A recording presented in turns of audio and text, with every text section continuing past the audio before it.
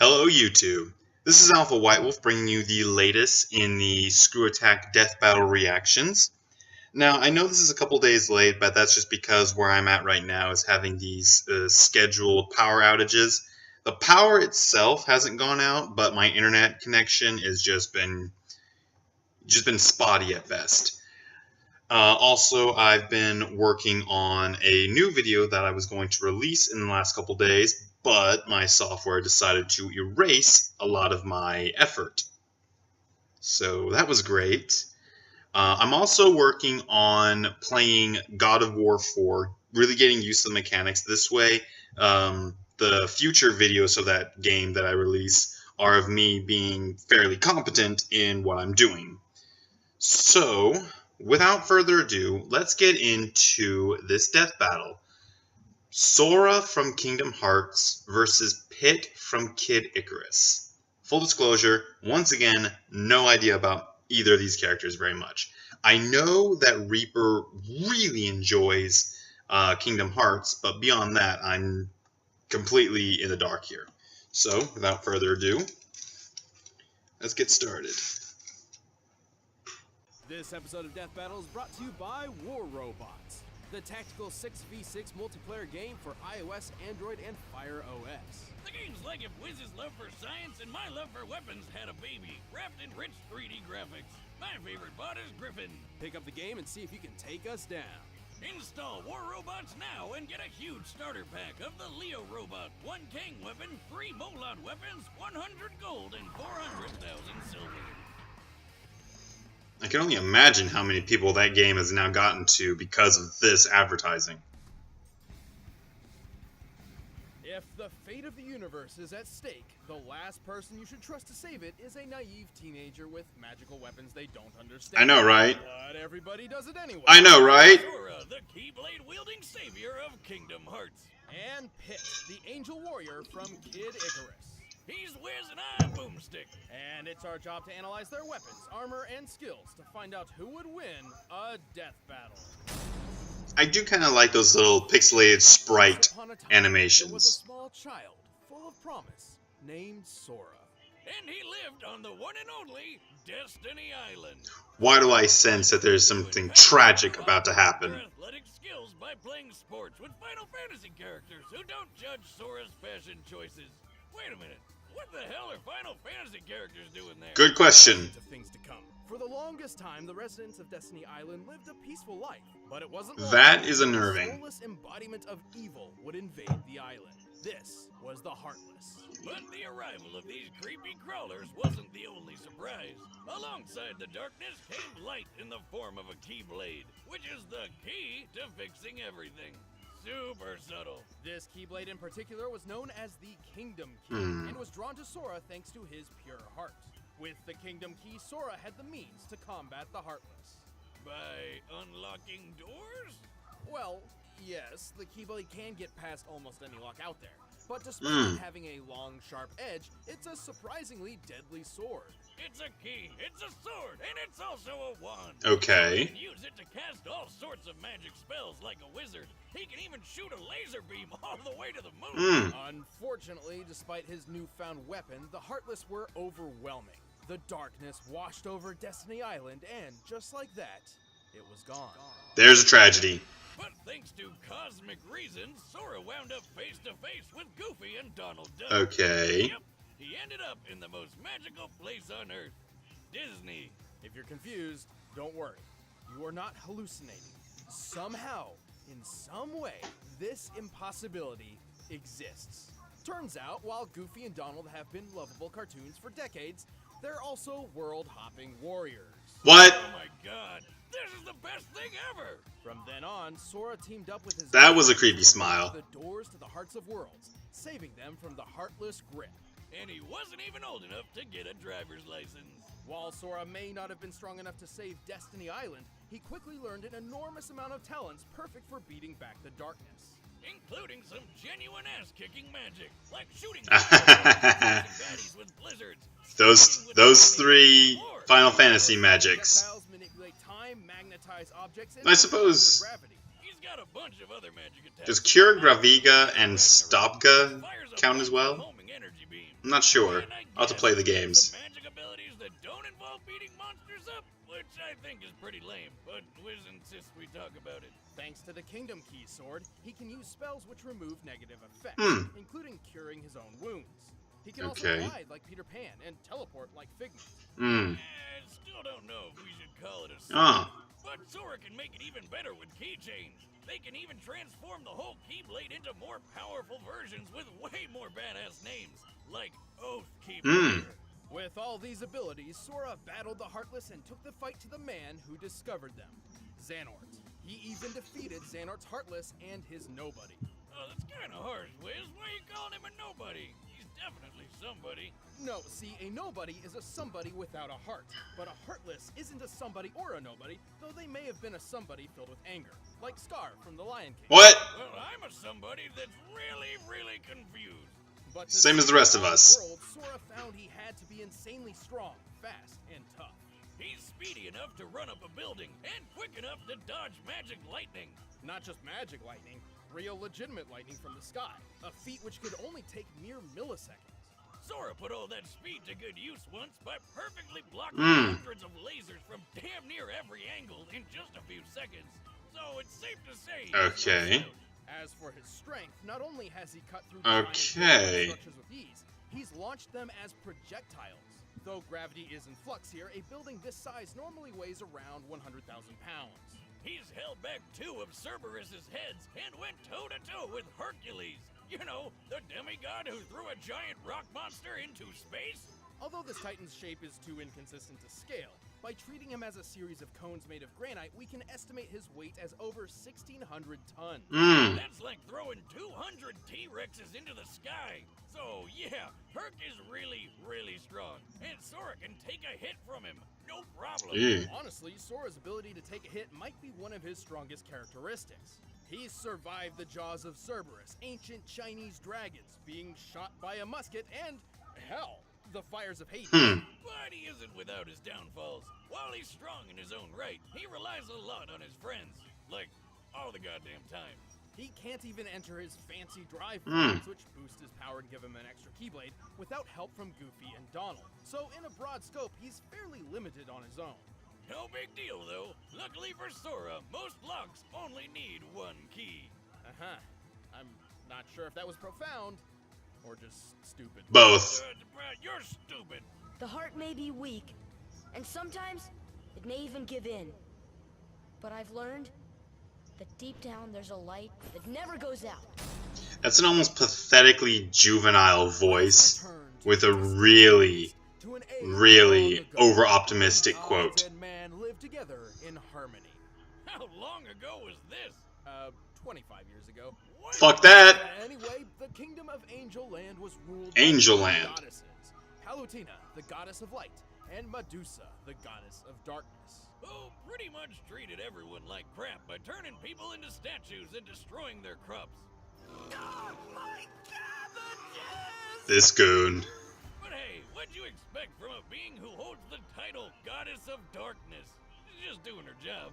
Angered by these misdeeds, Palutena transformed Medusa into an ugly, one-eyed, parcel-tongued monster and banished her to the dark underworld. Talk about throwing shade.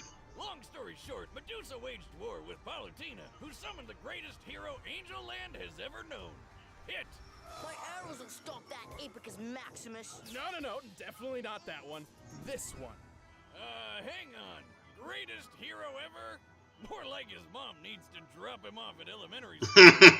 Don't let looks fool you. Pit may seem young, but he is the captain of the Icarus army. Really? Keepers of the peace and personal guards to Lady Palutena herself. Wait, you're telling me this Cupid-looking kid is the captain of an army? Well, at least he can fly with those wings. Alright, that's pretty cool. Actually, he can't. What? What? Look, he's flying right there. Well, Pit may have superhuman abilities, but he can't actually fly on his own. Thankfully, Palutena regularly grants him mystic wings, which do allow flight, though they can only exist for up to 5 minutes. After that, they burst into flame, sending Pit careening to a horrible end. Holy shit. So the captain of an angel army doesn't have his own working angel wings. That's kind of pathetic. It's a little strange, but don't try to bring it up. He's a bit touchy on the subject. Anyway, Pit managed to defeat Medusa, and everyone lived happily ever after. Just kidding, Medusa came back 25 years later, looking better than ever, by the way. And this time, Hades came along to mess things up. Of course. As captain of the Icarus army, Pit has some extensive training under his belt. How else would all these soldiers save Palutena from a sudden invasion of vegetables? Really? Right. But what's a soldier without his weapons? Pit's got a huge arsenal of weaponry. He's well known for his archery skills and shows it off with his trusty weapon of choice, the Palutena bow. This bow uses awesome laser arrows that can actually be guided. What's Link doing here? When enemies get close, Pit can split the bow into 2 short blades for quick, deadly slices. Now that's a practical weapon. He is highly skilled with several classes of weapons. His arsenal has been imbued with the strength and power of the gods, making humans incapable of wielding them. These range from orbitars, like floaty shoulder cannons that can also block attacks, to blades, cannons, claws, hammers, staves, clubs, and weaponized tattoos. Ah, I wish my tattoo was a weapon. Anyway, all these weapons were forged by Mentos, the god of forge. Dintos, the fresh maker. And he also crafted Pit's ultimate weapons, the 3 sacred treasures. Hidden away in 3 sealed caskets, the sacred treasures consist of Angel Land's mightiest weapons, which can only be used by the most heroic and worthy of heroes. The mirror shield reflects projectiles. The wings of Pegasus give Pit unrestricted flight and improved speed. And the arrow of light is the ultimate weapon of the gods that can murder basically anything. The Arrow of Light is absolutely the deadliest weapon in Pit's arsenal, and increases in power based on Pit's own health and strength. And when all 3 treasures come together, Pit is granted the legendary Silver Armor. You tapping into my stash of booze, Wiz? That's not silver, it's gold. I know. Well, colors are different in heaven, I guess. I guess. Well, Pit's learned several abilities throughout his adventures, like healing, dropping mines, and making his arrows invisible. And all of his skills came in handy. Not only did he defeat Medusa, but he's taken on alien pirates, a space kraken, and the god of death, Thanatos. At one point when Thanatos attacked a village, he launched a large boulder which Pit obliterated so thoroughly it was completely pulverized in mid-air. Wait a minute, how are those Trojan horse Star Wars walkie thingies not tipping over? Focus, Boomstick. Pulverization is defined as reducing an object to dust, which certainly applies here. To determine the force necessary to do so, we first need the size of that boulder. For that, we'll compare the boulder to those pillars.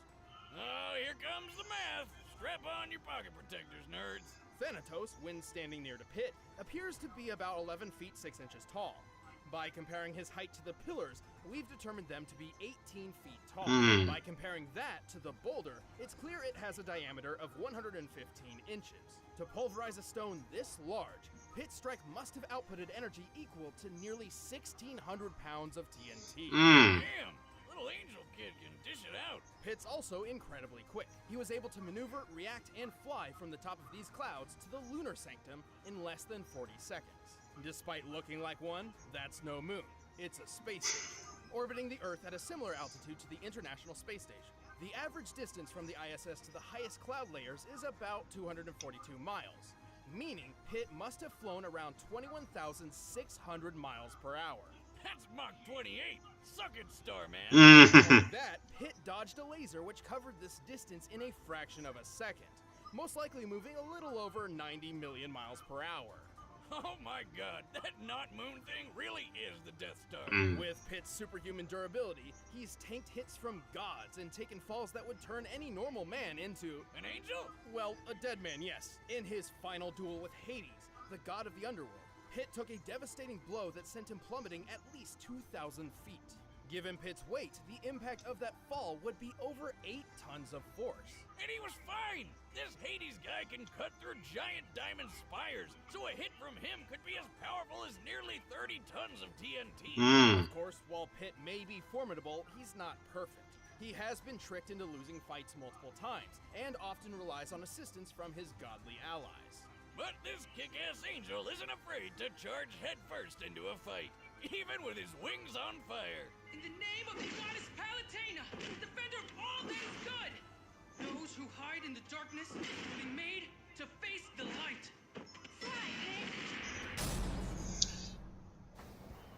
Goofy in its own way. Not as ridiculous as Sora's little quote at the end, but still kind of goofy. Okay, add. So, based solely upon what I've heard so far, I'm leaning towards Sora. In regards to their physical ability, Sora and Pit seem to be pretty on par, but with Sora just a little bit better. It's really their spells, weapons, and equipment that got my attention. I like to think that what they have can keep each other busy, countering each other. That does look kind of good. Anyway, countering each other in a way that would normally bring it to a stalemate. But I do think that with the combination of stalemate from equipment and magic and slight superiority in Sora's physical ability, I think Sora's going to take this battle. So yeah, Sora. Add over.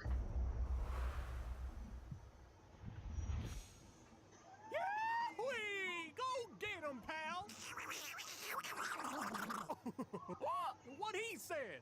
So, whose rear am I kicking this time? Ah. Some of this kind of mix animation. Sorry to keep you waiting.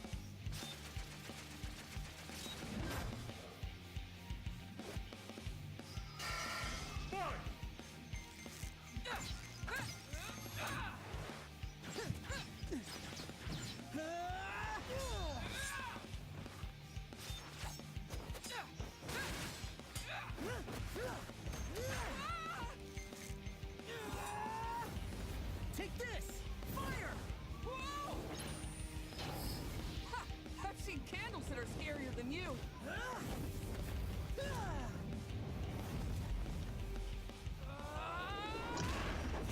Ow. Let's take this to the next level.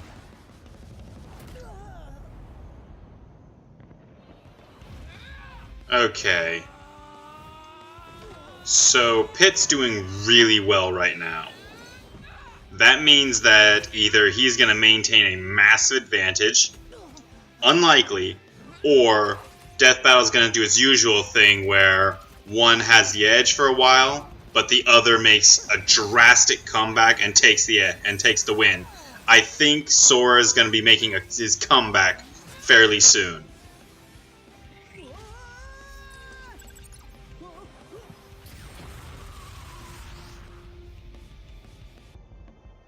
Oh. Whoa!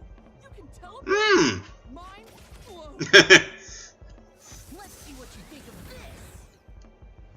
Oh. That Ragnarok spell. Whoa! Close shave.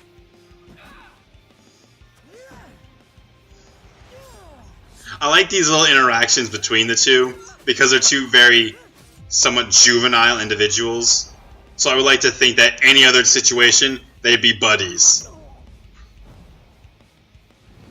Pit's still doing pretty well. That's right, he can freeze time.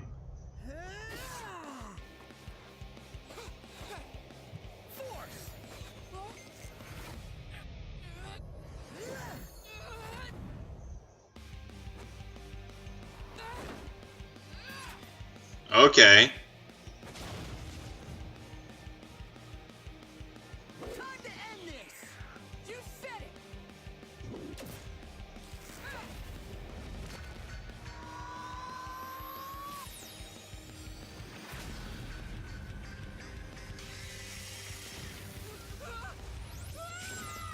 Ow!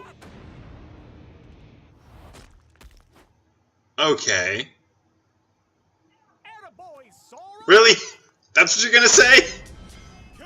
Okay, I want to hear this. That's one way to fly too close to the Sora, son. Pit may have had the advantage in flight and experience, but he couldn't beat Sora's strength, toughness and speed. Okay. It may have dodged a laser moving 90 million miles per hour, but Sora's reaction speed was quick enough to dodge natural lightning. A lightning bolt's return stroke, which constitutes the bright flash, moves at around 220 million miles per hour, over twice as fast as Pit's. That combined with teleporting and time manipulation powers meant Sora was just too quick for Pit to land very many big hits. Plus, when Sora shot that Keyblade beam to the moon, it took 1 second flat. That's 1.28 times the speed of light, much faster than anything Pit's reacted to before. Of course, Pit did have enough weapons to keep Sora busy, but Sora's impressive and wide-ranging magical arsenal provided multiple counters for pretty much anything Pit threw at him, including superior healing techniques. Hey, remember that building Sora cut through? Slicing it up like Swiss cheese was impressive enough, but this building was completely made of stone from top to bottom, and Sora cut through 7 at once. These buildings may have been composed of a modest stone like granite, which has a minimum shearing strength of 14 megapascals. In comparison to Sora's height, each building was about 23 feet tall. By measuring Sora's largest slash and the distance cut through all 7 buildings, we can determine Sora's striking energy to equal, at minimum, 78 tons of TNT. That's way more than Pit's boulder pulverizing feat. No wonder this guy beat Herc. Speaking of which, let's compare some of the strongest beings Sora and Pit have taken hits from. The amount of energy needed for Hercules to throw that rock titan into space had to have been around 24 megatons of TNT, whereas Hades strikes were equivalent to only 30 tons at best. So Pit had never survived anything close to Sora's strongest attacks. Just by numbers alone, Sora's strength, speed, and durability. Oh, that's a good point up there. And the Keyblade by itself had a way more impressive track record than any of Pit's weapons. You might say it was the key to this fight. And when we pit them together, one of them was bound to be a Sora loser. The winner is Sora. Three points at once. The only one I think that had more was the Joker versus Sweet Tooth one. Okay, who's next? Who's next?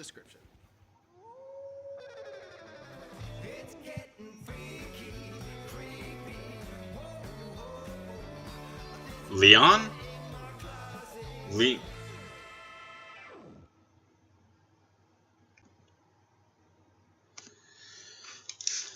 Okay, so Leon versus Frank. Not familiar with Frank. I'm pretty sure he's the main character of, I don't know what game title it is, but he's stuck in a mall, and one of the advertisements basically had creativity kills. But in any case, yeah. Sora versus Pit. Very interesting matchup. I like to think that in pretty much any other situation, these two would have a chat and pretty much be buddies. But in any case, yeah, that was a pretty good fight. That was a pretty good battle. So, a few quick announcements.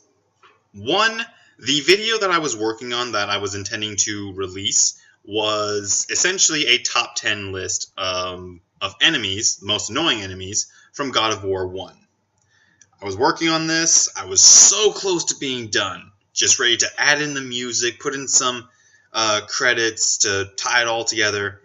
And then I found out it messed up my audio in the narration, undoing about 2 hours of work that I was just not willing to go back and redo all over again. But beyond that, I'm still working on God of War 4, still recording those extra pieces and bits that I'm working on playing through. The real trouble is getting them moved over from the PS4 onto flash drive, then onto the computer, then editing them as needed, and then onto YouTube. It's almost a day-long process just to get about an hour or two of footage uploaded.